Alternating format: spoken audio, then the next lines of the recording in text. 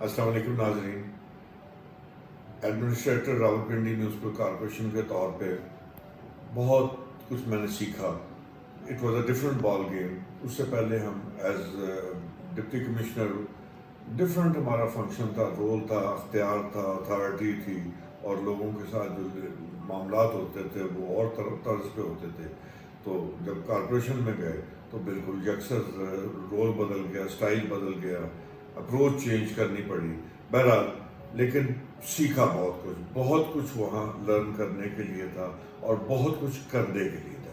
میں چاند ایک گزارشات اس اپنے تجربات کی روشنی میں آپ کے گوش گزار کروں گا. ایک وہاں پہ بڑا انٹرسٹنگ معاملہ ہوا. شروع کے دن تھے، میں وہاں پہ تھا تو ایک صاحب میرے پاس پرائم منسٹر کا ڈائریکٹر لے آئے، اور جس کا ڈائریکٹر کا عنوان تھا الاٹمنٹ آف کوکا. جی ہاں ناظرین، الاٹمنٹ آف کوکا. جب میں نے وہ الاٹمنٹ آف کوکا دیکھا تو میں نے بھی مارک کر دیا ڈپٹی ڈائریکٹر کے پاس. ڈپٹی ڈائریکٹر سے ہوتا ہوا وہ جب کچھ دن کے بعد انہوں نے پریشر ڈالا جو پولیٹیکل لوگ تھے کہ جی ہمارا معاملہ جلدی کریں. تو جب میں نے کہا بھی کیس لے کے آؤ تو اس نے کہا سر آپ نے دیکھا ہے کیس؟ میں نے کہا نہیں. تو انہوں نے کہا کہ جی کیس یہ ہے کہ اس کو ایک دفعہ پڑھ لیں. جب میں نے پڑھا تو میں بھی بڑا ہنسا. جو اپلیکیشن میں لکھا ہوا تھا، ٹائٹل تھا الاٹمنٹ آف کوکا، اور نیچے جو مضمون تھا وہ تھا کہ مری روڈ راولپنڈی جو مین کمرشل ہب ہے اور اربوں روپے کی پراپرٹی تھی، اس پہ 2 کنال کا پلاٹ کھوکھے کے نام پہ. بہرحال وہ بڑا ایک انٹرسٹنگ معاملہ تھا. جب میں نے وہ دیکھا تو میں نے کہا روک لو، اس پہ ہم نے سمری نہیں بھیج دی. میں گیا، میں کمشنر صاحب سے میں نے ڈسکس کیا، جاوید صادق ملک صاحب سے. میں نے کہا سر یہ معاملہ ہے، یہ اس طرح سے انہوں نے کیا، ہم کر تو نہیں سکتے. اور لیکن انہوں نے کہا پھر سمری بھیج دو. میں نے کہا نہیں سر سمری بھیجنا بھی مناسب نہیں ہے. یہ اس طرح کے لوگ ہیں، پولیٹیکل لوگ جو ہیں وہ اپنے ایم این ایز اور ان کے جو پولیٹیکل ورکرز ہوتے ہیں ان کا ایک احساس کرتے ہیں اور ان پہ ٹرسٹ بھی کرتے ہیں. وہ اکثر لوگ جو ہیں وہ ان کو کیش کرتے ہیں. تو کسی ایم این اے صاحب نے ان کو اپلیکیشن دی ہوگی، پرائم منسٹر نے روٹین میں انہوں نے انہوں نے کہا جی میرا ایک بڑا قریبی ورکر ہے، وہ اس کو کھوکھا لگانا ہے روزگار کے لیے. تو پرائم منسٹر نے اوکے کر دیا، اپروو کر دیا. تو بہرحال میں نے کہا جی سمری بھیجنی مناسب نہیں ہے. تو وہ کہتا پھر تم ناراض ہوں گے. میں نے کہا سر جب بلائیں گے تو میں ڈانٹ سن لوں گا، لیکن میں جا کے ایکسپلین کر دوں گا. آپ یہ سمجھیں کہ میں نے آپ کو بتایا نہیں، صرف میں نے آپ کے فار ایئرز اونلی میں نے یہ بات کی تھی. اکثر ہمارے ہاں پی یو سی پہ لکھا ہوتا ہے فار آئیز اونلی، کہ جو کانفیڈینشیل ڈاکومنٹ ہوتا ہے جس کو کوٹ نہیں کرنا ہوتا تو اس پہ لکھ دیتے ہیں فار آئیز اونلی. تو میں نے ان کو کہا جی یہ فار یور ایئرز اونلی ہے. بہرحال کچھ دن گزرے، انہوں نے جا کے ایم این اے صاحب نے وہ شکایت لگائی، پرائم منسٹر نے بلوا لیا. میں پیش ہوا جا کے. جب پیش ہوا تو پرائم منسٹر صاحبہ بے نظیر بھٹو تھی، ناراض ہوئی. انہوں نے کہا آپ اپنے آپ کو سمجھے کیا ہے؟ میں نے کہا میم. بہرحال وہ انہوں نے ڈانٹا، اور ڈانٹنے کے بعد ان کو احساس ہوا کہ میں کچھ کہہ نہیں رہا تو کوئی بات ہے. میں نے کہا کیا بات ہے بتاؤ.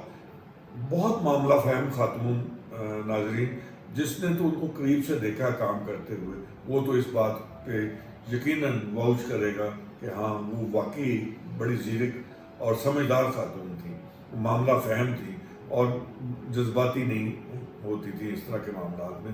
تو بہرحال انہوں نے جب مجھے پوچھا تو میں نے کہا میم اگر آپ اجازت دیں تو میں حقائق آپ کے گوش گزار کرنا چاہتا ہوں. کہتے کہ ہاں بتاؤ کیا بات ہے. میں نے کہا میم بات یہ ہے کہ یہ سبجیکٹ انہوں نے لکھا ہے کھوکھا، پلاٹ ہے اندر 2 کنال کا، جس کی آج کی ورتھ جو ہے نا 4 ارب سے زیادہ ہے. تو اگر تو آپ اپنے اس ورکر کو 4 ارب کی پراپرٹی دینا چاہتی ہیں کھوکھے کے نام پہ، جو کہ کل کو اسکینڈل بنے گا، اور وہ اسکینڈل آپ کے خلاف بنے گا، اس ورکر کے خلاف نہیں بننا، نہ ایم این اے کے خلاف بننا. تو انہوں نے تو کہنا پرائم منسٹر نے الاٹ کیا جی. کہتی آپ کیا کہہ رہے ہیں؟ میں نے کہا میم دیکھ لیں یہ ایسے ہی ہے. میں نے وہ ڈاکومنٹ سارے سامنے رکھ دیے. میں نے کہا جی یہ ہے، اور یہ ویکیو ٹرسٹ کی پراپرٹی ہے اور یہ ہتھیانا چاہتے ہیں. تو وہ پھر اس ایم این اے صاحب جو تھے وہاں پہ کھڑے ہوئے، ان کو خاصا ناراض ہوئی. آپ کو شرم آنی چاہیے. آپ چیٹ کرتے ہو، آپ بس جائیں یہاں سے. ان کو ڈانٹ ڈپٹ کے نکال دیا اور اس طرح سے یہ معاملہ حل ہوا. تو ناظرین، کہنے کا مقصد ہے کہ بہت سارے معاملات سروس کے دوران ایسے آتے ہیں جس میں جو ارباب اختیار ہیں ان کا منشا نہیں ہوتا کہ جی وہ جو اپروو کر رہے ہوتے ہیں، اور نہ ان کو پتہ ہوتا ہے کہ کیا ہو. اور یہ چیز تو میں نے وہاں پہ بھی دیکھی، اپنے طور پہ بھی مجھے بڑا زوم تھا کہ جی جب میں بکوں گا، اپنے آپ کو بیچوں گا تو زیادہ اچھی قیمت پہ بیچوں گا.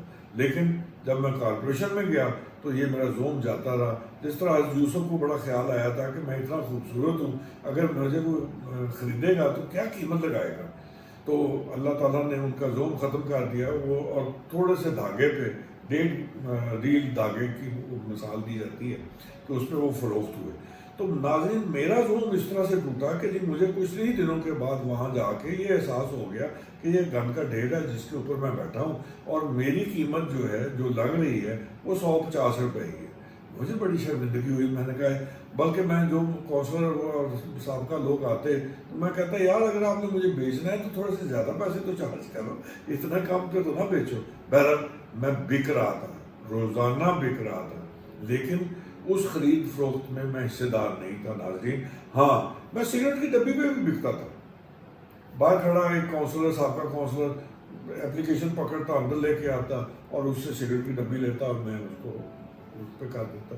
تو اس طرح کے معاملات جو ہیں سروسز میں ہوتے ہیں. ناظرین، مقصد بتانے کا یہ ہے کہ ہم سمجھ لیتے ہیں کہ ہر معاملہ جو ہے وہ جو کرسی پہ بیٹھا ہوا ہے اس کے نوٹس میں ہوگا. ایسا ہوتا نہیں ہے.